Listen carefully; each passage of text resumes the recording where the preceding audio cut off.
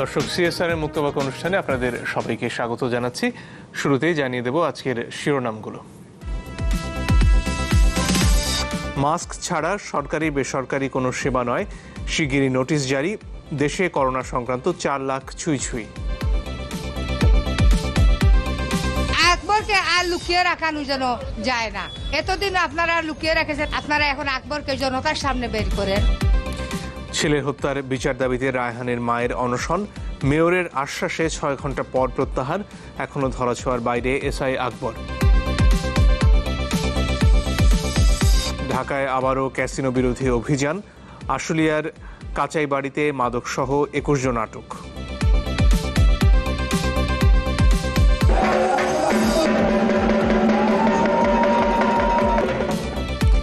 মণ্ডপে মণ্ডপে বিষাদের সুর, কাল প্রতিমা বিসর্জনে শেষ হচ্ছে শারদীয় দুর্গোৎসব।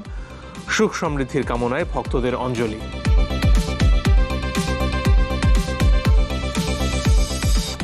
প্রেসিডেন্টস কাপে চ্যাম্পিয়ন মাহমুদুল্লাহ একাদশ। 15 নভেম্বর থেকে 5 দলের টি-20 টুর্নামেন্ট খেলবেন সাকিব আল হাসান। দর্শক, সিএসআর এর মুক্তবাক অনুষ্ঠানে আপনাদের সাথে আছি আমি মঞ্জুর আল মতিন। আজকে আমরা কথা বলতে চাই রোহিঙ্গা সমস্যা নিয়ে। আপনারা জানেন এ নিয়ে কি সম্মেলন হয়ে গেল কদিন আগে, এবং তারপর মার্কিন উপপররাষ্ট্রমন্ত্রীর বক্তব্যকে ঘিরে চীনের দূতাবাসের ফেসবুক পেজে একটা প্রতিক্রিয়া দেওয়া হয়েছে। এটা নিয়ে খানিকটা উত্তপ্ত হয়েছে মার্কিন চীন সম্পর্ক, এবং বাংলাদেশের মাঝখানটায় রয়েছে। সব মিলিয়ে এই পরিস্থিতি নিয়ে আমরা কথা বলতে 3 জন সম্মানিত অতিথিকে আমন্ত্রণ জানিয়েছি। স্টুডিওতে আমাদের সাথে যুক্ত হয়েছেন জনাব সাকিব আলী, তিনি সাবেক কূটনীতিক। আছেন জনাব আসিফ মনির, তিনি মানবাধিকার উন্নয়ন ও সংস্কৃতি কর্মী। এছাড়া আমাদের সাথে যুক্ত হবেন জনাব তৌহিদ হোসেন, তিনি সাবেক পররাষ্ট্র সচিব। আপনাদের সবাইকে আমাদের অনুষ্ঠানে স্বাগত। দর্শক, এই পরিস্থিতি নিয়ে গতকালকের একটা প্রতিবেদন আমাদের হাতে রয়েছে, সেটি শুরুতে দেখে নিতে চাই। প্রথমবারের মতো বাংলাদেশ সফরে রোহিঙ্গা সংকট, চীন ভারত সীমান্তে সংঘাত সহ বেশ কিছু ইস্যুতে কথা বলেন যুক্তরাষ্ট্রের উপপররাষ্ট্রমন্ত্রী স্টিফেন বিগান। বাংলাদেশকে নিজেদের অর্থনীতির বলয় ইন্দো প্যাসিফিক স্ট্র্যাটেজির গুরুত্বপূর্ণ অবস্থানেও রয়েছে বলে দাবি করেন তিনি।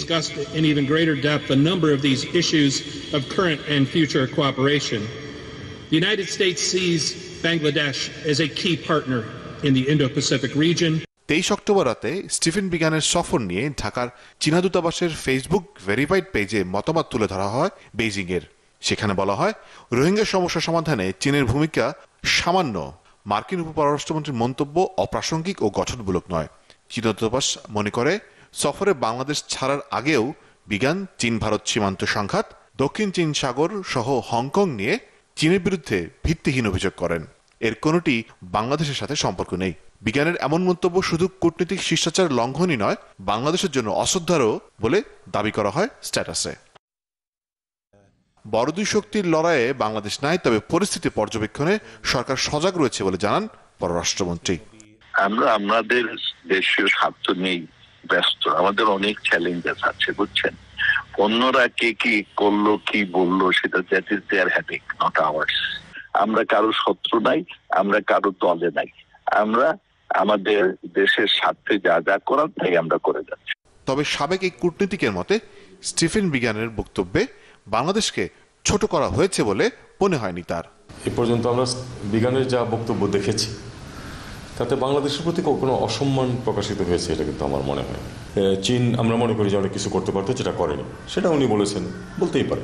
বেলিজারেন্ট দুই পক্ষের কোনো বিষয়ে আমরা কখনোই বাংলাদেশ হস্তক্ষেপ করবো না, কারণ আমাদের সেই সেই সামর্থ্য নেই।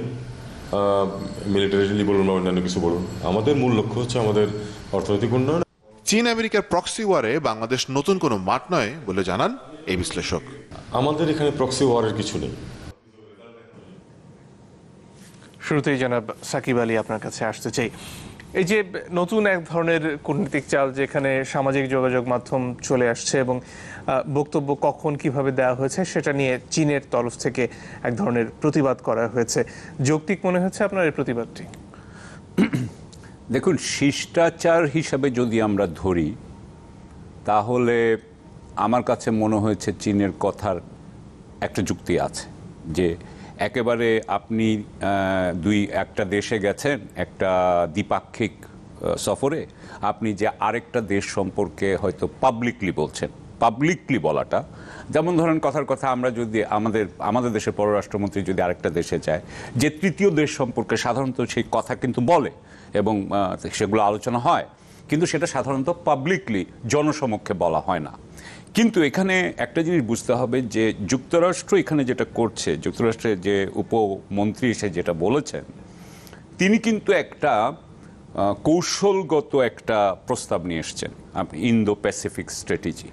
এবং যখন কৌশলগত প্রস্তাব তারা নিয়ে আসেন, তখন তারা সেটা ব্যাখ্যা করার জন্য যদি কথা বলতে যান, এবং সেখানে তিনি এই কথাটা বলেছেন। উনি কিন্তু এখানে এসেছেন, উনি কি বলেছেন একটু আমরা যেটু শুনলাম, যে তিনি বলছেন যে এই এলাকায় ইন্দো প্যাসিফিক স্ট্র্যাটেজির যে ব্যাপারটা বাংলাদেশ মানে যেটা আমেরিকা ভাবছে, সেই ব্যাপারে সে বাংলাদেশকে একটা কি পার্টনার হিসাবে, তার মানে একটা অত্যন্ত গুরুত্বপূর্ণ পার্টনার, অংশীদার হিসাবে সে ভাবে।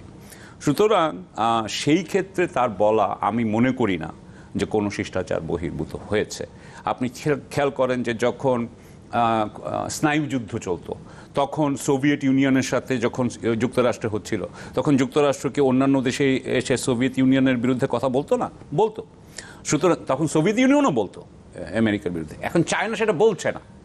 চায়না সেটা অ্যাটলিস্ট বাংলাদেশে এসে ভারত যুক্তরাষ্ট্রের বিরুদ্ধে কথা বলছে না, কিন্তু যুক্তরাষ্ট্র বলছে, কারণ যুক্তরাষ্ট্রের এখানে প্রস্তাব আছে এবং সেখানে একটা জোটের অংশ করতে চাচ্ছে। সেখানে চায়নার সাথে বাংলাদেশের সম্পর্ক সে একই রকম নয়। এখানে এই যে একটা স্ট্র্যাটেজির কথা বলা হচ্ছে, সেটার জন্য আসলে কি কি নতুন দিগন্ত উন্মোচিত হচ্ছে বাংলাদেশের জন্য, বা সম্ভাবনা তৈরি হচ্ছে? আসলে ব্যাপারটা হয় কি, যে আজকে বাংলাদেশকে নিয়ে স্ট্র্যাটেজি বলা হচ্ছে কারণ বাংলাদেশের একটা তো ভূ রাজনৈতিক জায়গা আছে, হ্যাঁ, সেটা নিয়ে আমি চিন্তা করছিলাম আসার সময়। কিন্তু আরেকটা বড় জিনিস হচ্ছে, কিন্তু আমরা এখন একটা অর্থনৈতিকভাবে একটা প্রবৃদ্ধিবান একটা রাষ্ট্র হতে যাচ্ছি, ইমার্জিং ইকোনমি যাকে বলছি, একটা বড় বাজার হতে যাচ্ছে, একটা বড় দেশ হতে যাচ্ছি। সুতরাং বাংলাদেশের গুরুত্ব আমি আগে যখন ধরেন 2000-এর দিকে আমি যখন আমেরিকাতে পোস্টেড ছিলাম, তখনকার তুলনায় বাংলাদেশের আজকে 20 বছরে বাংলাদেশের গুরুত্ব কিন্তু অনেক অনেক বেড়ে গেছে, অনেক বেড়ে গেছে। আপনি যতই একটা এরকম প্রস্তাবের ভিতরে, যদি আমি যেভাবে বুঝি, যে আপনি যদি যতই আন্তর্জাতিকভাবে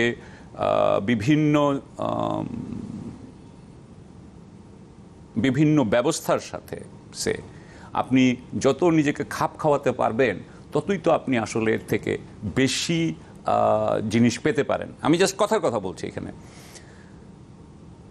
আমরা আমেরিকার থেকে আমরা কিন্তু অনেক ট্যাক্স রিডাকশন চেয়েছি ফর আওয়ার গার্মেন্টস, কিন্তু আমরা কখনো পাইনি। আমাদের থেকে কিন্তু একটা ফ্রান্সের থেকে একটা কাপড় গেলে কিন্তু তাকে ট্যাক্স রেট কম দিতে হবে। ফ্রান্সের জিনিসপত্রের ট্যাক্স রেট কম দেন বাংলাদেশ। সো আমি জানি না আমরা আমেরিকার সাথে কি ধরনের ডিপ্লোমেসি করতে পারবো। যদি ডিপ্লোমেসি করতে পারি, এটা ভালোভাবে করতে পারি, হয়তো বা আমাদের অনেক কিছু পাওয়ার আছে। জি, ধন্যবাদ। জনাব আসিফ মুনির, আপনার কাছে এই পর্যায়ে আসতে চাই। এই যে দুই শক্তির লড়াই, সেখানে দিনের শেষে রোহিঙ্গাদের জন্য প্রাপ্তির কোনো সম্ভাবনা আপনি দেখেন? এই যে বেশ কিছু অর্থের প্রতিশ্রুতি এসেছে কদিন আগে, কিন্তু এর বাইরে রোহিঙ্গাদের ফেরত নেয়ার ব্যাপারে কি আসলে কোনো অগ্রগতি আছে?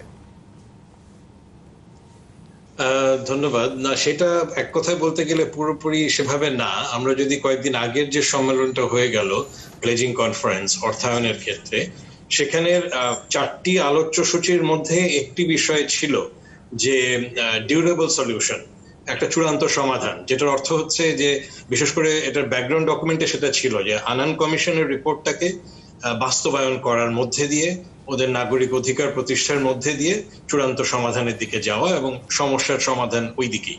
এই ব্যাপারে আমাদের মাননীয় পররাষ্ট্র প্রতিমন্ত্রী অনেক ডিরেক্টলি বলেছেন যে মিয়ানমার যতটা করা দরকার ছিল তার জায়গা থেকে করছে না। কিন্তু অন্যান্য রাষ্ট্র অনেকে শুধুমাত্র অর্থায়নের বিষয়টি নিয়ে কথা বলেছে। কেউ কেউ, বিশেষ করে ইউরোপের কোনো দেশ, তার মধ্যে আমার মনে হচ্ছে জার্মানি বলেছে, তারা সরাসরি রাজনৈতিক সমাধান এবং এটা ডিপ্লোম্যাটিক যে জায়গাটা এবং মানবাধিকারের প্রসঙ্গটি সামনে নিয়ে এসেছে। প্রত্যাবাসনের বিষয়টি কিন্তু তখন একেবারে আলাপের মধ্যে ভাবে আসেনি। এটাও স্পষ্ট করা হয়েছিল ব্যাকগ্রাউন্ড ডকুমেন্টে যে এই অর্থায়ন যেটা বলা হচ্ছে এটা শুধু রোহিঙ্গাদের জন্য না, বাংলাদেশিদের জন্য, অর্থাৎ কিছুটা হয়তো এটা দীর্ঘায়িত জায়গা। সো প্রত্যাবাসনের প্রসঙ্গটা আসেনি, রাজনৈতিক সমাধানের প্রসঙ্গ কিছুটা এসেছে, বেশি আলাপ আলোচনা হয়েছে অর্থায়নটা, যেহেতু সেটার একটা সংকট ছিল, ওইটা কি গুরুত্ব দেওয়া হয়েছে। আর এই যে এখন যেটা বললেন যে একটা যে বাকযুদ্ধের জায়গাটা, এটা এখন শক্তি হিসেবে বিতর্ক আছে, কারা কার চেয়ে একটু কম বা কে বেশি, মার্কিন যুক্তরাষ্ট্র না চীন। দুজনেরই অবস্থান সারা বিশ্বে একটা বড় প্রভাব বিস্তার করে তারা। কিন্তু এখানে দেখবেন যে যেটা শুরুতে আপনারা বলছিলেন বা এখানে প্রতিবেদনও ছিল, যে ফেসবুক পেজের মাধ্যমে প্রতিবাদটা জানানো হয়েছে, অর্থাৎ হয়তো চীনও কিছুটা দেখছে যে এটা আসলে তারা কিভাবে ডিল করবে। একটা বক্তব্য এসছে মার্কিন যুক্তরাষ্ট্র থেকে, তারা অন্তত স্পষ্ট করতে চেয়েছে যে তাদের এটা পছন্দ হয়নি, কিন্তু তারা সরাসরি একেবারে অ্যাম্বাসেডর লেভেলে একেবারে কূটনীতিক পর্যায়ে প্রতিবাদ জানানো সেভাবে কিন্তু না, ফেসবুক পেজের মাধ্যমে, অর্থাৎ একটা কশাস মুভে গেছে। এবং হয়তো এটা এসকেলেট হতে পারে বা না হতে পারে। এখন তারা হয়তো দেখবে যে ওকে, এইটার উত্তরটা মার্কিন যুক্তরাষ্ট্র কিভাবে দিচ্ছে, এটাকে পাত্তা দিচ্ছে নাকি দিচ্ছে না, নাকি এটা আরো জোরে সোরে তারা আরেকটা প্রতিবাদ দিচ্ছে। তো সেইটা কিছুটা এখন একটা বোঝার ব্যাপার আছে। সেই ক্ষেত্রে রোহিঙ্গা বিষয়টি আসলে হয়তো তাদেরই আলাপ আলোচনার জায়গাটার ক্ষেত্রে কোনোভাবে প্রভাব সরাসরি বিস্তার করবে না। ধন্যবাদ। আমাদের সাথে এর মধ্যে যুক্ত হয়েছেন সাবেক পররাষ্ট্র সচিব জনাব তৌহিদ হোসেন। স্বাগত আমাদের অনুষ্ঠানে। এই যে পরিস্থিতির কথা আমরা বলছিলাম, সেখানে যে অভিযোগটি মার্কিন যুক্তরাষ্ট্রের তরফ থেকে আনা হয়েছে চীনের বিরুদ্ধে, সেটাকে কতটুকু সত্য মনে করেন আপনি, যে তাদের ক্ষমতা ছিল কিন্তু ক্ষমতা থাকার পরেও তারা তেমন কোনো উদ্যোগ নিচ্ছে না? ধন্যবাদ। মার্কিন যুক্তরাষ্ট্রের পক্ষ থেকে যে কথাটা বলা হয়েছে এতে যে সত্য একেবারে নেই তা কিন্তু নয়। আমরা কিন্তু সবাই প্রথম থেকে বলে আসছি যে চীনের ভূমিকাটা বাংলাদেশের জন্য খানিকটা হতাশাব্যঞ্জক। কারণ চীন ছিল একটি মাত্র দেশ যাদের সাথে বাংলাদেশ এবং মিয়ানমার দুই দেশেরই খুব ঘনিষ্ঠ সম্পর্ক আছে। আপনি যদি ভূরাজনৈতিক সম্পর্ক বলেন তাহলে বলতে হবে যে মিয়ানমারের সাথে চীনের এই সম্পর্কটা আরো বেশি গুরুত্বপূর্ণ চীনের জন্য, কারণ বঙ্গোপসাগরে যে অ্যাক্সেস সেটা কিন্তু চীন পেতে পারে মিয়ানমারের মাধ্যমেই, বাংলাদেশের মাধ্যমে নয়। তাদের তো পাইপলাইন আছে, সেটা তো আমরা জানি। তো সেদিক থেকে গুরুত্বপূর্ণ বেশি, কিন্তু বাংলাদেশের সাথে অত্যন্ত ঘনিষ্ঠ অর্থনৈতিক এবং রাজনৈতিক সম্পর্ক আছে এবং এক ধরনের একটা বিশ্বাস কিন্তু ছিল বাংলাদেশের মানুষের মধ্যে, যে এবং বিভিন্ন সময় বলাও হতো যে খুব পরীক্ষিত বন্ধু যে কোনো সময় যে কোনো ক্ষেত্রে আমাদেরকে সমর্থন করে যাবে। এমনকি কোনো কোনো ক্ষেত্রে এমন হয়েছে যে নির্বাচনে আমরা একেবারেই 2-4টা ভোট পেয়েছি, আমাদের চীন আমাদেরকে ভোট দিয়েছে, এরকম ঘটনা ঘটেছে। কিন্তু এটা খুব সিরিয়াস একটা বিষয় বাংলাদেশের জন্য, এবং এটা খুব স্পষ্ট যে এতে বাংলাদেশের কোনো ভূমিকা নেই। বাংলাদেশ এখানে একটা ভিকটিম, মানে পরিস্থিতির কারণে বাংলাদেশ একটা সমস্যায় পড়েছে। পুরো সমস্যাটাই সৃষ্টি হয়েছে মিয়ানমারে, এবং দুই দেশের সাথে চীনের ভালো সম্পর্ক আছে, অথচ চীন একটা অনেস্ট প্রকারের ভূমিকা পালন না করে তারা সরাসরি মিয়ানমারের পক্ষ নিয়েছে। কাজে এই হিসাবে যদি এদিক থেকে যদি আমরা দেখি তাহলে উচিত অনুচিত ডিপ্লোমেসির কথা ভুলে যান, কিন্তু যে বক্তব্য এসেছে মার্কিন যুক্তরাষ্ট্রের পক্ষ থেকে সেটাতে কিন্তু সত্য আছে যে তারা যথেষ্ট ক্ষমতাশালী, তারা দুই দেশের সাথে ভালো সম্পর্ক, চাইলে হয়তো তারা কিছু করতে পারতো, কিন্তু সেরকম কোনো চেষ্টা দৃশ্যমান হয়নি। আর এখানে একটা জিনিস জানতে চাচ্ছিলাম, কনফারেন্স যেটা হলো, জি বেজিং কনফারেন্স যেটা হলো, সেটাতে কিন্তু চীন ভারত অংশ নেয়নি। অথচ যদি অংশ নিত তাহলে কিন্তু এক ধরনের ইভেন হ্যান্ডেডনেস প্রমাণিত হতো। কারণ এমনকি মিয়ানমারের গ্রুপিং এর যারা মেম্বার আপনার আসিয়ানের, তারাও কিন্তু এই সম্মেলনে অংশ নিয়েছে। চীন যদি নিত তাহলে হয়তো তাতে মিয়ানমার একটু অসন্তুষ্ট হতো, মিয়ানমার হয়তো চায়নি যে চীন অংশগ্রহণ করুক, কিন্তু চীন অংশগ্রহণ করলে চীন যে এক ধরনের ইভেন হ্যান্ডেডনেস আছে তাদের বাংলাদেশ এবং মিয়ানমারের মধ্যে, সেটা কিন্তু প্রমাণিত হতো। এখানে এই যে ভারত বলুন বা অন্যান্য যেসব দেশের বিনিয়োগজনিত সম্পর্ক রয়েছে মিয়ানমারের সাথে, তাদের কাছ থেকে কি আমরা আসলে অদূর ভবিষ্যতে কোনো ধরনের ইতিবাচক সাড়া আশা করতে পারি, নাকি অন্যভাবে চিন্তা করা শুরু করা উচিত এই সমস্যা নিয়ে? দুটোই এই জন্য যে আমাদেরকে কিন্তু হতাশ হলে চলবে না। আপনি জানেন যে আমি এক্ষেত্রে একটা উদাহরণ আমি সবসময় দিই, সেটা হলো যে 3 বিঘা করিডোরে অ্যাক্সেস পেতে আমাদের 18 বছর লেগেছে। এই 185 মিটার লম্বা একটা প্যাসেজ সেটাতে দিনে 6 ঘন্টা, 1 ঘন্টা অন্তত 1 ঘন্টা, এইটুকু অ্যাক্সেস পেতে আমাদের 18 বছর লেগেছে।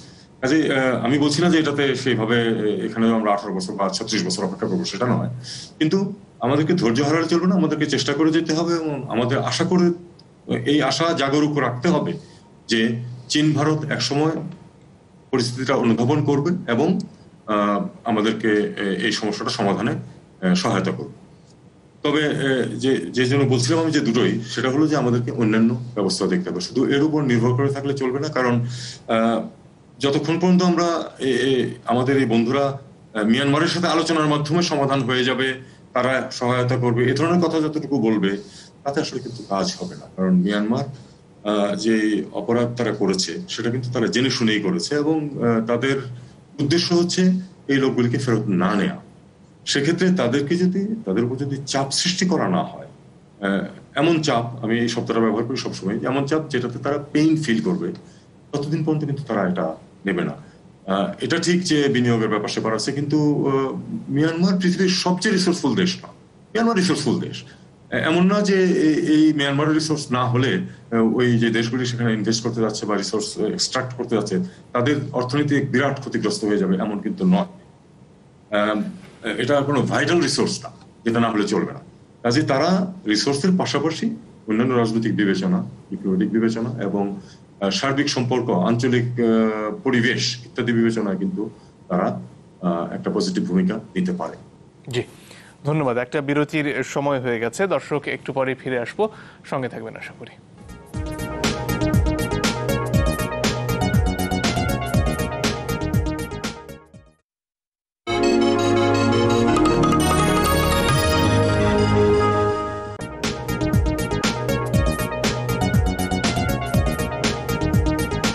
দর্শক, আপনারা দেখছেন সিএসআর মুক্তবাক। ফিরে আসছি জনাব সাকিব আলী আপনার কাছে। এই যে বিভিন্ন দেশের বিনিয়োগের কথা বলছিলাম এবং যে সম্মেলন হলো সেখানে ভারতের না থাকাটা, আবার মার্কিন যুক্তরাষ্ট্রের বলা ওই দিক দিয়ে যে চীন তেমন কিছু করছে না, কিন্তু ভারত মার্কিন যুক্তরাষ্ট্র যেভাবে নিজেদেরকে স্ট্র্যাটেজিক পার্টনার বলে থাকে, সেখানে ভারতের না আসাটা কি মার্কিন যুক্তরাষ্ট্রের উপর খানিকটা দোষ বর্তায় না? আসলে ভারতের সাথে যুক্তরাষ্ট্রের সম্পর্ক আরেকটু জটিল। স্ট্র্যাটেজিক পার্টনার যতই যার বলা আমার ঠিক মনে পড়ছে না এখন, হয়তো বলা হয়, কিন্তু আসলে তারা ন্যাটো এলাইয়ের মতো তো এলাই না, তারা মিত্র না, তারা এখনো স্ট্র্যাটেজিক পার্টনার। সুতরাং এই ব্যাপারটাই যে রোহিঙ্গা ইস্যুতে প্রথম থেকেই যুক্তরাষ্ট্র কিন্তু খুবই কঠিন অবস্থান নিয়েছিল। তখন প্রেসিডেন্ট ওবামা ছিলেন এবং প্রেসিডেন্ট ওবামা সেই সময় অত্যন্ত কঠিন অবস্থান নিয়েছিলেন। বরং তখন যারা অবস্থান নেয়নি তারা হচ্ছে চীন, ভারত এবং বাংলাদেশও এর মধ্যে খুব কঠিন অবস্থান নেয়নি, কঠোর অবস্থান নেয়নি। বরং আমি বলবো মালয়েশিয়া অনেক কঠোর অবস্থান নিয়েছিল, টার্কি অনেক কঠোর অবস্থান নিয়েছিল। সুতরাং এই ইস্যুতে রোহিঙ্গার ব্যাপারে ভারত আসেনি এবং যুক্তরাষ্ট্র এসেছে। যুক্তরাষ্ট্রের সাথে ভারতের এখানে দ্বিমত আছে, এই জায়গাটায় তাদের মধ্যে দ্বিত্বতা আছে, হ্যাঁ, তারা একমত নয়। আমি এইভাবে এটা জিনিসটাকে দেখি। সুতরাং এইটা ভারত আসেনি, সেটা কোনো দোষ যুক্তরাষ্ট্রের উপর বর্তায় না। আমি জানি যে যুক্তরাষ্ট্র চায় ভারত আসুক, কিন্তু ভারতের আবার অন্যান্য জটিলতা আছে মিয়ানমারকে ঘিরে, যার জন্য সে এখানে আসতে চাচ্ছে না। কিন্তু এর আগে দশকের পর দশক ধরে যুক্তরাষ্ট্র যে ধরনের নিয়ন্ত্রণ বলুন, নিষেধাজ্ঞা বলুন, মিয়ানমারকে কেন্দ্র করে চালিয়েছিল, সেটা উঠে যাওয়ার পরে, রোহিঙ্গার মতো এত বড় ঘটনা ঘটে যাওয়ার পরে তো সেই ধরনের উদ্যোগ তাদের তরফ থেকে আসেনি। সেই ধরনের উদ্যোগ যেটা আসেনি, আমি সেখানে আবারও বলবো যে প্রথম কথা হচ্ছে যে কিছুদিন আগেই অং সান সু চির কারণে একটা অনেক দিনের আপনার কার্যক্রমের পরে গণতান্ত্রিক ইলেকশনটা হয়। গণতান্ত্রিক ইলেকশনের সময় আন্তর্জাতিক যে কমিউনিটি তাদেরকে সেইভাবে পুরস্কৃত করে যে তারা অবরোধ সরিয়ে নেয়। কিন্তু যখন আবার রোহিঙ্গা এই ইস্যুটি দাঁড়ায়, তখন আপনাকে আমি আবারও যেটা বলছি যে এটাকে ড্রাইভ করবে কে? এটাকে তো ঠেলতে হবে, এই ইস্যুটাকে ঠেলবে।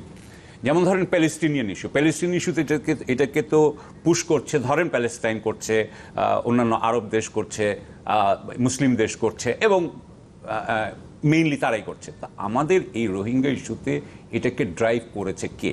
সেই জন্যই কিন্তু এখন পর্যন্ত দেখেন অং সান সুচির বিরুদ্ধে কিন্তু অনেক প্রতিষ্ঠান কিন্তু পদক্ষেপ নিয়েছে, তার ডক্টরেট নিয়ে গেছে, অনেক প্রতিষ্ঠান কাজ করছে, কিন্তু দেশ হিসাবে আমরা কিন্তু একটা আন্তর্জাতিক একটা ঐক্যমত্য কিন্তু তৈরি করতে পারিনি। সেটার জন্য আমার মনে হয় বাংলাদেশের একটা বিরাট রোল ছিল, ভূমিকা ছিল বলে আমি মনে করি। সেখানে আমরা সেটা করতে পারি, সেটা আমরা করিনি এবং করার তেমন কোনো আমি চেষ্টাও দেখিনি আসলে। জি, জনাব তৌহিদ হোসেন, আপনার কাছে এই প্রসঙ্গে আসি। বাংলাদেশের অনেক কিছু করার ছিল, যেটা জনাব আলী বলছিলেন, সেটা আমরা করিনি। এই বক্তব্যের ব্যাপারে আপনি কি বলবেন? আমাদেরকে অনেক কিছু করার ছিল না, যতদূর করার ছিল করে ফেলেছি আমরা? আমি খুব সরাসরি একেবারে একমত হব না এটার সাথে। তবে এটা ঠিক যে সাকিব যে একটা কথা বলেছেন যে একেবারে প্রথমে আমরা কিন্তু একেবারেই কোনো শক্ত পদক্ষেপ নেইনি, যেটা বরং অন্যান্য দেশ নিয়েছে। এমনকি ইউরোপ যেটুকু এগোচ্ছিল সেটুকু আমরা এগোইনি। আমরা কিন্তু একদম চুপ ছিলাম প্রথম দিকে। আমরা আমার মনে হয় আমরা একটা দুরাশার মধ্যে ছিলাম যে দ্বিপাক্ষিক আলোচনার ভিত্তিতে সমাধান করা সম্ভব হবে, যেমন এর আগে করা হয়েছিল 70-এর দশকে। কিন্তু আমার মনে হয় এখানে আমাদের রিডিং এ ভুল ছিল। যেটা সেটা হলো যে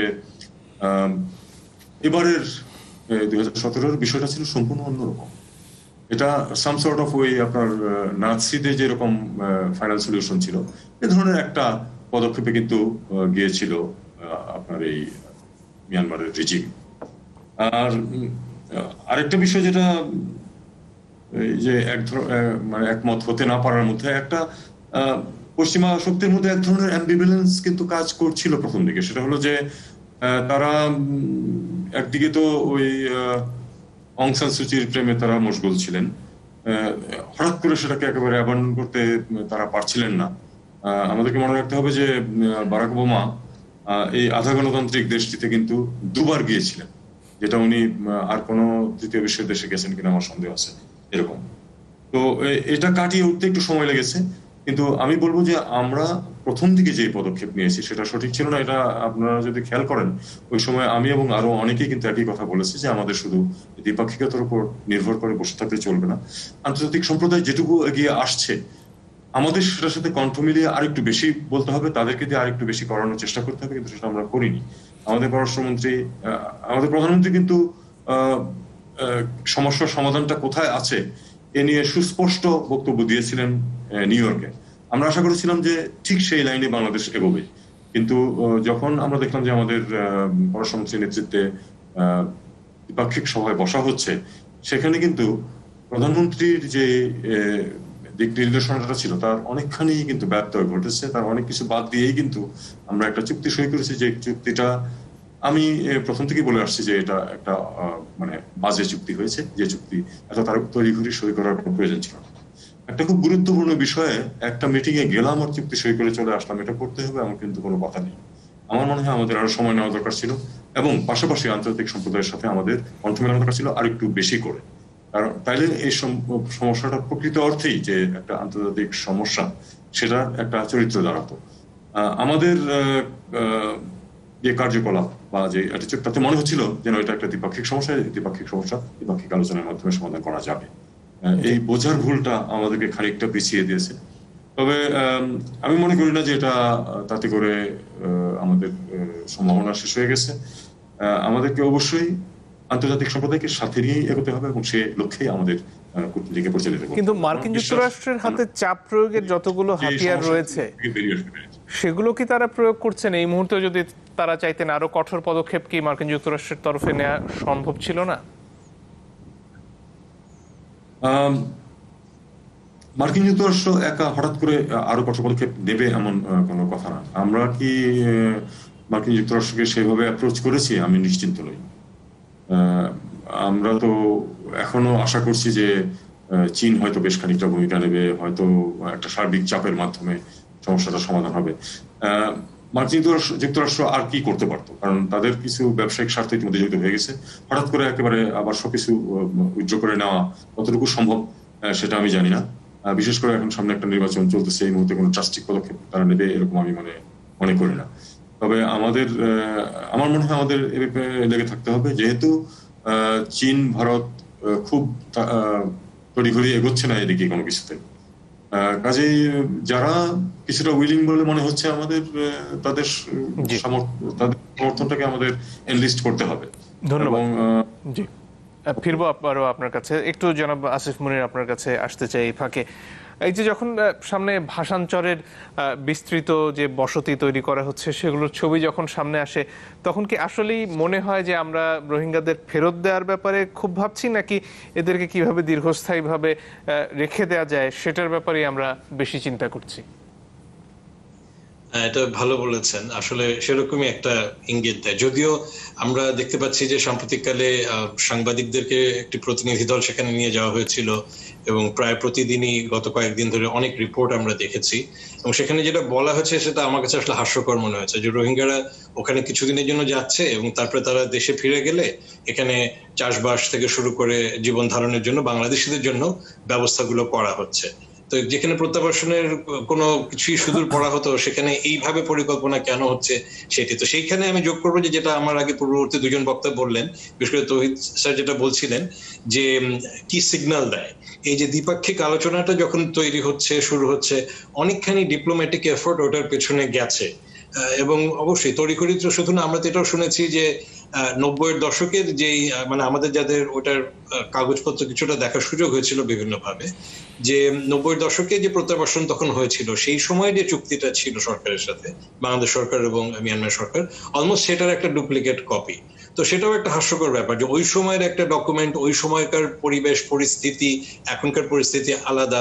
আমরা শুধুমাত্র আমাদের বাংলাদেশের সংবিধানের কথা চিন্তা করে যে আমরা বন্ধুপ্রতিম দেশ, শুধু ওই একটি ভিত্তির উপরে ভিত্তি করে আমরা দ্বিপাক্ষিক আলোচনায় কেন যাচ্ছি?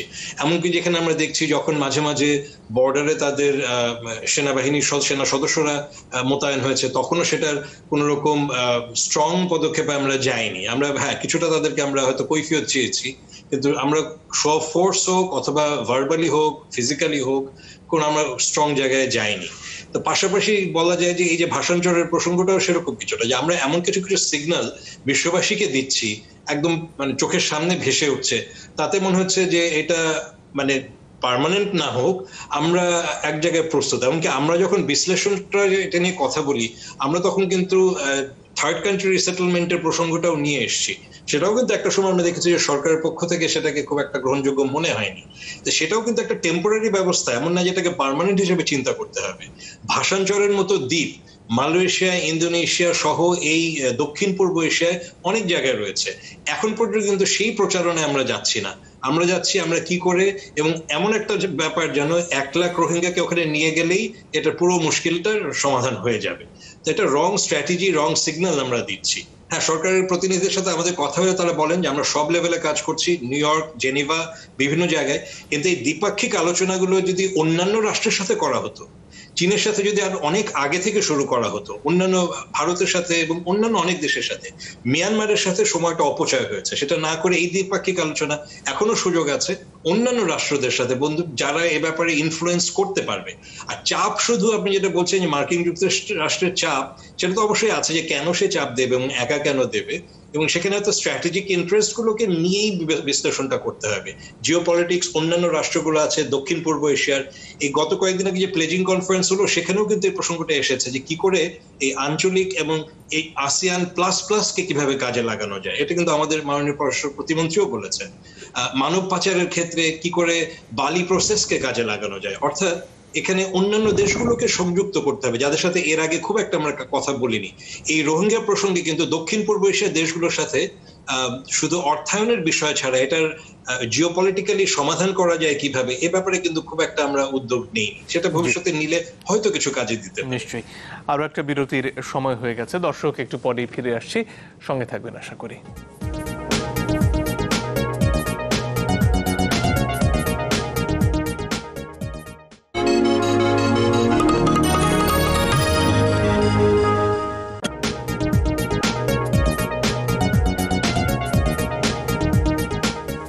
দর্শক, আপনারা দেখছেন সিএসআর মুক্তবাক। ফিরে আসি জনাব তৌহিদ হোসেন আপনার কাছে। সামনে যদি তাকাই, সেখানে যেমন এই যে দ্বিপাক্ষিক আলোচনা বলুন, বহুপাক্ষিক আলোচনা বলুন, সেগুলো আছে। এর বাইরে যে বিভিন্ন ফোরাম রয়েছে আসিয়ান সহ, এগুলোকে কাজে লাগানোর কোনো সুযোগ বাংলাদেশের রয়েছে? ধন্যবাদ। আমার মনে হয় যে আমাদের সব সুযোগই কাজে লাগাতে হবে। কোনটা কতটুকু ফল দেবে সেটা চিন্তা করে আমাদের পিছিয়ে থাকলে চলবে না। প্রথমত এই ইস্যুটাকে জাগরুক রাখা, যেটা কিন্তু এই প্লেজিং কনফারেন্সের যে স্টেটমেন্ট আসছে লাস্টে, ওখানে কিন্তু এই প্রসঙ্গটা আছে, একটা লাইন আছে যে এটাকে ইস্যুটাকে ভিজিবল রাখা আন্তর্জাতিক সম্প্রদায়ের কাছে। এক্ষেত্রে আমাদের কাজ করে যেতে হবে এবং প্রতিটা ফোরামে, সে আসিয়ান হোক, ইন্ডিভিজুয়ালি আসিয়ান দেশগুলোর সাথে হোক, কারণ আসিয়ান দেশগুলো কিন্তু এই ফোরামে পার্টিসিপেট করেছে এবং সেখানে দেখা গেছে যে স্টেটমেন্টের মধ্যে যেটুকু মিয়ানমারের বিরুদ্ধে বা মিয়ানমারকে অ্যাকিউজেটরি একটু বক্তব্য কিন্তু আছে, সেটাতেও তারা পার্টি হয়েছে। কিন্তু এটা কিন্তু একটা পজিটিভ জিনিস আমাদেরকে ধরতে হবে এবং এটাকে একটু ফলো আপ করার প্রয়োজন আছে। আমি মনে করি যে যেহেতু থাইল্যান্ড বলুন বা ইন্দোনেশিয়া, মালয়েশিয়া, ফিলিপাইন্স, যারা অ্যাপারেন্টলি অনেকটাই মিয়ানমারের পক্ষে, তারা কিন্তু খানিকটা মিয়ানমারের প্রতি ক্রিটিক্যাল এই যে স্টেটমেন্টটা ইস্যু হয়েছে সেটা কিন্তু তার পার্টি সেটাতে, অর্থাৎ আমরা বলতে পারবো যে মতো এটুকু স্বীকার করেছে। কাজেই এখন আমরা চলো এই সমস্যাটা সমাধানের চেষ্টা করি। আমি বলি না যে এটা তাদের সাথে কথা বললেই সমাধান তারা বের করে ফেলবে বা হয়ে যাবে, কিন্তু আমাদের প্রতিটা এভিনিউকে কাজে লাগাতে হবে। পাশাপাশি আমাদের বাকি বিকল্প যেগুলি চিন্তা ভাবনা কথাবার্তা হচ্ছিল যে আসলে কি শুধু এর মাধ্যমেই হবে নাকি আমাদের আরো কিছু চিন্তা করতে হবে, সেগুলো চিন্তা করতে হবে। যেমন আমি একটা কথা মাঝে মাঝে বলি, সেটা হলো যে যখন মিয়ানমারের এয়ারফোর্স যখন আমাদের আকাশসীমা লঙ্ঘন করেছে, ঠিক আছে, একবার লঙ্ঘন করেছে, আমরা ওয়ার্নিং দিয়েছি, দ্বিতীয়বার লঙ্ঘন করেছে, আপত্তি জানিয়েছি, তৃতীয়বার you should have shot down one plane. আমি মনে করি যেটা যে এটা কিন্তু আমাদেরকে তখন কেউ দোষারোপ করতে পারবে না যে তারা বারবার আমাদের আকাশসীমা লঙ্ঘন করছে এবং আমরা তাদেরকে বলছি না করতে, তারপরে একটু এই যে শো অফ ফোর্স একটু দেখালে তাদের মধ্যে একটু সংযত ভাব আসতে পারতো এবং অন্যরা তখন কনসার্ন হতে পারতো যে আমরা যেহেতু খুব বেশি প্যাসিফিস্ট একটা অ্যাটিটিউড দিচ্ছি, কাজেই আন্তর্জাতিক সম্প্রদায় এখানে কোনো সংঘাতের সম্ভাবনা দেখছে না। সংঘাতের সম্ভাবনা কিন্তু দেখতে হবে তাদের, কারণ সংঘাত আসলে আমরা চাই বা না চাই, এটা কিন্তু দীর্ঘমেয়াদের সংঘাত এখানে হবে। কারণ এই যে বিপুল সংখ্যক একেবারেই কিশোর বা শিশু আছে এখানে এবং আরো জন্ম নিচ্ছে, তারা যখন তাদের এক জীবন প্রায় কাটিয়ে দেবে একটা ক্লোজড ক্যাম্প লাইফে, তাদের মধ্যে কিন্তু বিদ্রোহ ভাব আসবে এবং আপনি সেই বিদ্রোহকে যদি চ্যানেলাইজ করতে না পারেন, সেটা কিন্তু আপনাকে ক্ষতি করবে সেই বিদ্রোহ। আমাদেরকে এটা মনে রেখে আমি মনে করি যে দীর্ঘমেয়াদী পরিকল্পনা নেওয়া উচিত। পাশাপাশি ইমিডিয়েট সমস্যা সমাধানের চেষ্টা আমাদেরকে চালিয়ে যেতে হবে অবিরাম। অন্যদিকে জুডিশিয়াল প্রসেস তো চলছে, আমাদের এটার এই হ্যান্ডলিংটা হতে হবে মাল্টিপ্রং। আমার মতামত হচ্ছে এই যে আমাদের প্রত্যেকটা সুযোগ নিতে হবে, বাইলেটারালি অন্যান্য দেশের সাথে আলোচনা করতে হবে, বিভিন্ন ফোরামে যেগুলি আছে আন্তর্জাতিক, সেগুলি প্রত্যেকটা জায়গাতে আমাদের এটা তুলতে হবে। বলা হচ্ছেও কিছুটা। একটা ভালো দিক যেটা, সেটা হলো যে আমার মনে হয় এক ধরনের যেটা অনীহা ছিল আমাদের প্রথম 2 বছর, সেটা আমরা কাটিয়ে উঠতে পেরেছি বেশ খানিকটা, এবং গত 1 বছর ধরে আমরা দেখছি যে কিছুটা অন্তত হলে আমরা এটাকে আন্তর্জাতিকীকরণের দিকে এগোচ্ছি। এটাকে আমার মনে হয় একটু শক্তভাবে এগিয়ে দিতে। জনাব সাকিব আলী, আপনার কাছে ফিরে আসি। এই যে এক সম্ভাবনার কথা বলছিলেন জনাব হোসেন, যে এখান থেকে যদি বিচ্ছিন্নতাবাদী আন্দোলনের দিকে এই রোহিঙ্গারা যায় এবং সেটা যদি একটা অভ্যন্তরীণ সমস্যা থেকে আন্তর্জাতিকায়িত একটা সমস্যায় রূপান্তরিত হয়, সেক্ষেত্রে বাংলাদেশের অবস্থানটা কি হবে, বা এখন থেকেই খানিকটা শক্তি প্রদর্শন করাটা প্রয়োজন কিনা? আমি এর আগের এক অনুষ্ঠানে এই চ্যানেলে এই অনুষ্ঠানেই বলেছিলাম যে আমি নিজে কিন্তু মিয়ানমার গিয়েছি, আমি নেপিথো গিয়েছি, আমি তাদের আমি তখন ন্যাশনাল ডিফেন্স কলেজের এসডিএস ছিলাম। তো আমার কাছে মনে হয়েছে যে বাংলাদেশের, এবং তৌহিদ হোসেন স্যার এটা একটু বুঝিয়েছেন, যে আমরা কিন্তু মিয়ানমার রাষ্ট্রটা কি জিনিস সেটাকে বিশ্লেষণ না করেই একটা গত বাধা আমরা কিন্তু পদক্ষেপ নিয়েছিলাম তখন। মিয়ানমারে অং সান সুচি হচ্ছে তাদের ফেস, কিন্তু তাদের পাওয়ার অং সান সুচির কাছে নেই। তাদের পাওয়ার হচ্ছে তাদের সামরিক যে জেনারেলস আছেন তাদের হাতে, এবং খুব টপ কয়েকজন জেনারেলের হাতে এটা। এবং এই দেশ এতই শক্তির পূজারী, এবং এরা কিন্তু মিলিটারি ফোর্স ছাড়া কিছু বুঝে না। তারা, আপনি জানেন যে বহু বছর ধরে, 50 বছর ধরে, 50-60 বছর ধরে তারা ইনসার্জেন্সির সাথে যুদ্ধ করছে। এটা একটা ব্যাটল হার্ডেন্ড আর্মি, মানে যারা যুদ্ধ করে অভ্যস্ত হয়ে তারা শক্তিশালী হয়েছে। সুতরাং এইরকম রাষ্ট্র কি সাথে আপনাকে কিন্তু একটু যারা শক্তি মানে নিয়ে যারা শক্তিকেই আসল মাত্রা মনে করে তাদের সাথে কিন্তু আপনার শক্তি একটু দেখাতে হতে পারে, সেটা হচ্ছে গিয়ে এটা আমি মনে করি। এবং সেদিক দিয়ে আমরা কিন্তু একেবারেই প্যাসিফিস্ট যে বললেন যে আমরা যেরকম নির্বিবাদী একটা করেছি, আপনি একটা জিনিস খেয়াল করেন যে আমরা নির্বিবাদী করলাম কেন, এখানে কিন্তু এই প্রশ্নটা আমার মনে হয় করা দরকার। এখানে একটা আমাদের 91-তে যেভাবে হয়েছে বা 77-78 যখন আমরা বাংলাদেশ যেভাবে রিয়্যাক্ট করেছে বা প্রতিক্রিয়া করেছে, যে কার্যক্রম নিয়েছে, আমরা কিন্তু এইবার সেই কার্যক্রম নেইনি। কেমন ভাবে ভিন্ন? ব্যাপারটা হচ্ছে কি যে দেখেন এই যে ঘটনাটা ঘটলো, রোহিঙ্গাদেরকে যে পাঠানো হলো, এটা প্রথমত হচ্ছে মানবাধিকার লঙ্ঘন। এবং এটাকে আমরা কিছুদিন আগে নৃতাত্ত্বিক মানে এথনিক ক্লিনজিং, যে একটা নৃতাত্ত্বিক একটা গোষ্ঠীকে একটা দেশ থেকে বের করে দেওয়া হচ্ছে, নিশ্চিহ্ন করে দেওয়ার চেষ্টা। এটা আমরা প্রথম এই আন্তর্জাতিক অপরাধের কথা প্রথম শুনি কোথায়, মানে আধুনিক সময় আমার যতদূর মনে পড়ে এটা আমরা শুনি হচ্ছে বসনিয়ার যুদ্ধের সময়। এবং এই কনসেপ্টই কিন্তু ওয়েস্টার্ন কনসেপ্ট। আপনি তো জানেন যে আমাদের যে কিছুই মানবাধিকার হোক, সেই মানবাধিকারগুলো আসলে সবসময় আসে ইউরোপ, আমেরিকা, এই বলয় থেকে। এখন আপনি যদি এই জিনিসটা যদি উঠান, তাহলে কিন্তু আপনার দেশের ভিতরে কতটুকু মানবাধিকার চর্চা হচ্ছে সেটাও কিন্তু উঠে আসবে। এবং সেই জন্য আপনি কিন্তু তাদের, এখন আমি তৌহিদ হোসেন স্যারের সাথে একটু কিন্তু দ্বিমত পোষণ করব যে আমরা কিন্তু সবার সাথে করতে পারি কথা। হ্যাঁ, আসিয়ানের সাথে আমি কথা বলতে পারি, আমি ওআইসির সাথে কথা বলতে পারি, আমি নানাজনের সাথে কথা বলতে পারি, কিন্তু আমার কিন্তু স্ট্র্যাটেজিক কতগুলো পুশ থাকতে হবে। স্ট্র্যাটেজিক পুশ কিন্তু আমাকে থাকতে হবে যে আমার পক্ষে কে যাবে, এটার জন্য কে বেশি দৌড়াবে। এবং সেখানে কিন্তু আপনাকে দেখতে হবে যে পৃথিবীতে এখনো বেশিরভাগ শক্তি ইউরোপ এবং আমেরিকার হাতে, হ্যাঁ, এবং আরেকটা হচ্ছে চীনের হাতে এবং রাশিয়ার হাতে।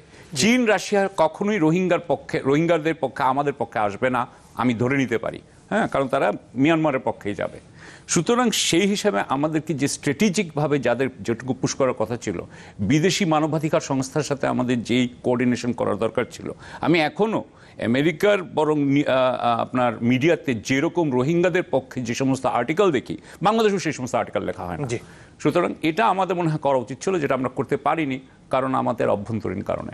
একেবারে শেষ প্রান্তে জনাব আসিফ মনির, আপনার যদি কোনো পরামর্শ থেকে থাকে সামনে এগোবার পথের বিষয়ে। আমি এটার সাথে একটু আরেকটা দিক খালি যোগ করবো যে এখানে বিভিন্ন অপশনের মধ্যে সাকিব সাহেব তো বললেনই যে মানবাধিকার সংগঠনগুলোর ব্যাপারে, কিন্তু সিভিল সোসাইটির যে জায়গাটা, এমনকি রোহিঙ্গাদের যে ডায়াসপোরা আছে অর্থাৎ প্রবাসী যে রোহিঙ্গারা রয়েছেন, তারা সবাই যে খুব সংগঠিত তা না, কিন্তু সৌদি আরব থেকে শুরু করে বিভিন্ন জায়গায় তারা রয়েছেন।